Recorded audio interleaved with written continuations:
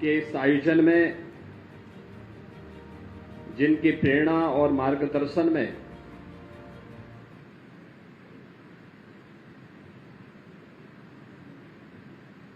हम सबको आज यहां पर उपस्थित होने का अवसर प्राप्त हुआ है, ऐसे राष्ट्रीय स्वयंसेवक संघ के पूर्व सरकारवाह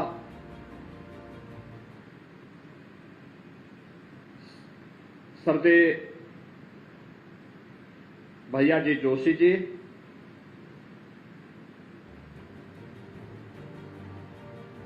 great spiritual Saint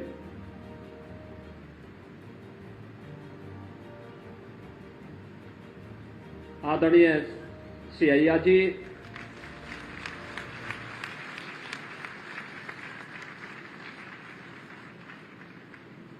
Uttar Pradesh सरकार में मंत्रिमंडल के मेरे सहयोगी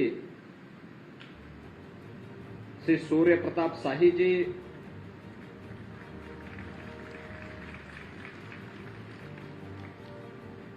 विश्व हिंदू परिषद के हमारे वरिष्ठ सम्मानित दिनेश जी, अयोध्या के महापौर श्री गिरीशपति त्रिपाठी जी,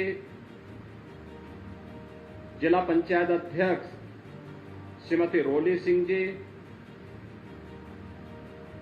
माननीय विधायक वेद प्रकाश गुप्ता जी, रामचंद्र यादव जी, अमित सिंह जी, अवनीश अवस्थी जी और मंच पर उपस्थित हमारे पूज्य संतजन श्री महंत कमल नयन दास जी, श्री महंत दिनेन्द्र दास जी, स्वामी राम शरण दास जी, स्वामी सीताराम त्यागी जी, महंत अवधेश दास जी, जगत गुरु राम दिनेशाचार्य जी, स्वामी भरत दास जी, आज के इस समारोह में उपस्थित अय्या जी के प्रति श्रद्धा और सम्मान का भाव रखने वाले पूरे देश से और खास तौर पर तमिलनाडु से पधारे हुए हमारे सभी सम्मानित अतिथिगण और उपस्थित बहन और भाइयों, मैं सबसे पहले अयोध्या धाम में श्री रामनाथ स्वामी मंदिर की स्थापना का संकल्प लेने वाले हमारे ग्रेट स्पिरिचुअल सेंट श्री अय्या जी को हृदय से अभिनंदन करता हूं, स्वागत करता हूं।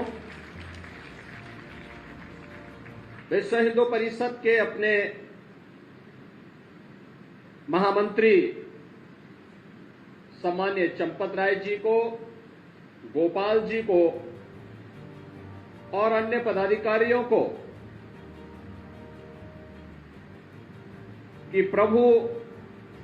के भव्य मंदिर निर्माण के कार्य के पूर्व श्री रामनाथ स्वामी का विराजमान होना और उनकी कार्यशाला में विराजमान होना यह अत्यंत आनंद का क्षण है। मैं इसके लिए उन्हें भी हृदय से अभिनंदन करता हूं। अयोध्या धाम और तमिलनाडु का एक विशेष रिश्ता है, यानी अगर इसको कहें तो उत्तर प्रदेश और तमिलनाडु का ये प्रगाढ़ रिश्ता आज से नहीं, हजारों वर्षों की एक परंपरा है। हजारों वर्ष पहले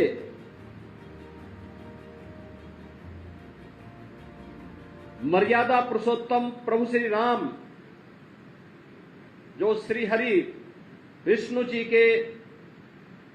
एक अवतार थे, वे जब श्रीलंका में माता सीता को की खोज के लिए निकले थे तो तमिलनाडु वह स्थान था जहां पर श्री रामेश्वरम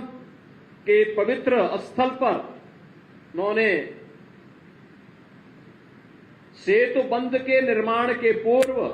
अपने आराध्य भगवान शिव की प्रगाढ़ आराधना की थी और शिव की कृपा से सेतु बंध का निर्माण भी होता है। और रामनाथ स्वामी मंदिर के बारे में मान्यता है कि जब माता सीता को लेकर के प्रभु राम आ रहे थे तो माता सीता ने वहां पर आराधना करते हुए इस संकल्प को आगे बढ़ाने का काम किया था। एक पवित्र आध्यात्मिक संबंधों के साथ जुड़ते हुए उत्तर से लेके दक्षिण तक, पूरब से पश्चिम तक संपूर्ण भारत एक है। इस संकल्प के साथ यह आध्यात्मिक परंपरा इन सांस्कृतिक और आध्यात्मिक मानबिंदुओं की स्थापना करते हुए आगे बढ़ रही है। और आज अय्या जी ने इस संकल्प को और सुदृढ़ता प्रदान की है कि अयोध्या धाम में श्री रामनाथ स्वामी जी का भी भव्य मंदिर यहां पर बने। ये हमारी मत, संप्रदाय और पंथों की उपासना विधि की अनेकता के बाद भी एक भाव और एक भावना के साथ हम एक भारत श्रेष्ठ भारत के प्रधानमंत्री मोदी जी के संकल्प को ही आगे बढ़ा रहे हैं। और वह संकल्प एक बार फिर से यहां पर देखने को मिल रहा है। बहनों और भाइयों, इससे पहले प्रधानमंत्री मोदी जी की प्रेरणा से काशी में काशी तमिल संगमम के दो महत्वपूर्ण संस्करण संपन्न हो चुके हैं। काशी और तमिल दोनों एक दूसरे के साथ किस रूप में जुड़े हुए हैं, इसके बारे में वहां से आए हुए पूज्य संतों ने, विद्वानों ने और तमिलनाडु से आए हुए अनेक ऐसे महानुभावों ने इस संबंध को एक नई प्रगाढ़ता दी है। और काशी के बाद आज अय्या जी के कारण अयोध्या धाम भी तमिलनाडु के साथ जुड़ चुका है। इसके लिए मैं आपका अभिनंदन करता हूं, हृदय से बधाई देता हूं। ये चीजें दिखाती हैं अय्या जी एक ग्रेट स्पिरिचुअल सेंट है और आध्यात्मिक महत्व के कारण उनके द्वारा किया जाने वाला कोई भी प्रयास उसे एक नई गति देती है, एक नई दिशा देती है। ये एक भारत श्रेष्ठ भारत की परिकल्पना को और मजबूती देने का एक अभियान है। बहनों और भाइयों, यह कार्यक्रम हमारे लिए महत्वपूर्ण इसलिए हो जाता है, एक तरफ हमारे संतों के द्वारा, राष्ट्रीय स्वयंसेवक संघ के द्वारा, विश्व हिंदू परिषद के द्वारा पूरे भारत को जोड़ने का कार्य किया जा रहा है, और वहीं दूसरी तरफ अपने राजनीतिक संकीर्णताओं में फंसे हुए कुछ लोगों के द्वारा जब जाति, मत और मजहब के आधार पर समाज को बांटने की कुत्सित चेष्टा की जा रही हो, उन स्थितियों में हमारे लिए श्री रामनाथ स्वामी जी का यह मंदिर, आज का ये कुंभाभिषेक और प्राण प्रतिष्ठा का समारोह एक नई प्रेरणा हो सकता है, एक नई दिशा देने वाला हो सकता है। और इससे प्रेरित होकर के हम सब फिर से एक भारत श्रेष्ठ भारत की इस परिकल्पना को साकार करने के लिए अपना प्राणपण से कार्यक्रम को आगे बढ़ाएंगे। इस विश्वास के साथ आज हम सब यहां पर एकत्र हुए हैं। मैं अभिनंदन करूंगा अय्या जी का, जिन्होंने लगातार इस दिशा में नए नए प्रयास प्रारंभ किए हैं और अपने प्रयासों के माध्यम से न केवल अपनी आध्यात्मिक साधना को बल्कि इसके माध्यम से उन्होंने भारत की एकता के लिए, एकात्मता के लिए उसी अभियान को एक नई गति दी है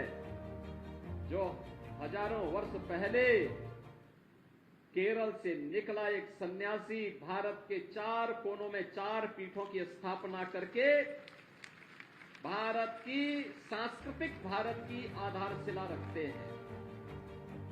ये क्रम वही है और वही फिर तमिलनाडु से निकला एक सन्यासी, एक आध्यात्मिक संत भारत की एकता के लिए, भारत के आध्यात्मिक उन्नयन के लिए किसी भी स्थल पर अगर कहीं कोई ऐसी बात है कि जिसके कारण थोड़ा अधूरापन दिख रहा हो, उसकी पूर्ति के लिए उनके द्वारा किए जा रहे प्रयास स्तुल्य हैं, अभिनंदनीय हैं और मैं इसके लिए अय्या जी का हृदय से अभिनंदन करता हूं, उनका स्वागत करता हूं। बहनों और भाइयों, भारत उत्तर से दक्षिण तक, पूरब से पश्चिम तक हर कालखंड में सांस्कृतिक रूप से एक रहा है, एक रहा है। हमारा वैदिक साहित्य इस बात का उदाहरण प्रस्तुत करता है। हमारा शास्त्र इस बात के उदाहरण प्रस्तुत करते हैं। भारत की संतों की परंपरा और हमारे धर्मस्थल इन बातों के प्रमाण हैं। हमने किसी भी कालखंड में सरकारें अलग अलग रही हो, लेकिन भारत की सांस्कृतिक और आध्यात्मिक एकता को कहीं भी खंडित नहीं होने दी, और यह इसलिए क्योंकि भारत की ऋषि परंपरा ने, भारत के संतों की परंपरा ने आध्यात्मिक और सांस्कृतिक जागरण के माध्यम से इसे पूरी मजबूती प्रदान की है। आज उसी मजबूती को प्रदान करने के लिए तमिलनाडु से यहां पर अय्या जी अयोध्या धाम में आए हैं। अयोध्या धाम में उनका आगमन से रामनाथ स्वामी जी के इस भव्य मंदिर के निर्माण के कार्यक्रम को आगे बढ़ाना, मेरा यह मानना है आप मर्यादा पुरुषोत्तम प्रभु श्री राम का भव्य मंदिर बनने में, पूरा मंदिर बनने में बहुत देर नहीं लगने वाली है। यह काम तीव्र गति से चल रहा है। मंदिर ट्रस्ट इस कार्यक्रम को बहुत अच्छे ढंग से आगे बढ़ा रहा है। आदरणीय प्रधानमंत्री जी ने 22 जनवरी को रामलला के प्राण प्रतिष्ठा समारोह को अपने करकमलों से संपन्न किया है। समाज का पूरा नेतृत्व वर्ग उस अवसर पर अयोध्या धाम में था और अब तक 3 करोड़ से अधिक श्रद्धालु जनों ने 5 सदी के बाद अयोध्या में फिर से विराजमान हुए रामलला को अब तक दर्शन करके उनका आशीर्वाद भी प्राप्त किया है। मेरा यह मानना है कि अब अयोध्या धाम पूरी एक नई गति के साथ दुनिया की सबसे आध्यात्मिक और सुंदरतम नगरी के रूप में स्थापित होकर के पूरे सनातन धर्मावलंबियों के लिए एक नई प्रेरणा और प्रकाश का केंद्र बिंदु बनकर के उभरेगा। आज के इस अवसर पर एक बार फिर से मैं श्रद्धेय भैया जी का, श्रद्धेय अय्या जी का, पूज्य संतों का और तमिलनाडु से आए हुए आप सभी उपस्थित श्रद्धालु जनों का, महानुभावों का हृदय से स्वागत करता हूं, अभिनंदन करता हूं और मुझे पूरा विश्वास है कि श्री रामनाथ स्वामी मंदिर का यहां पर कुंभाभिषेक और प्राण प्रतिष्ठा का ये समारोह आदरणीय प्रधानमंत्री जी के एक भारत श्रेष्ठ भारत के इस संकल्पना को और मजबूती देगा। आप सबके इस आयोजन के प्रति मेरी मंगलमय शुभकामनाएं हैं। धन्यवाद। जय हिंद।